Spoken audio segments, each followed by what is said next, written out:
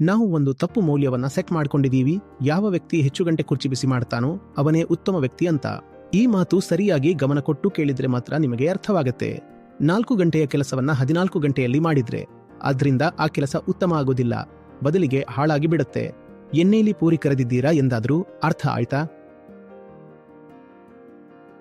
ಅರ್ಥ ಆಯ್ತಾ ಇಲ್ವಾ? ಯಾವ ವಸ್ತು 1 ಮಿನಿಟ್ನಲ್ಲಿ ಹೊರಗೆ ಬರಬೇಕಿತ್ತು ಅದು 15 ಮಿನಿಟ್ ತಗೊಂಡು ಹೊರಗೆ ಬಂದ್ರೆ ಏನಾಗತ್ತೆ? ಯಾವ ಕಾಲ್ 1 ಮಿನಿಟ್ಗೆ ಮುಗಿಬೇಕಿತ್ತೋ ಅದು 15 ಮಿನಿಟ್ ಹೋಯ್ತಂದ್ರೆ ಏನಾಗತ್ತೆ? ನಾನು ತುಂಬಾ ಹಾರ್ಡ್ ವರ್ಕಿಂಗ್ ಇದ್ದೀನಿ ಅಂತ ಹೇಳ್ತಾರೆ.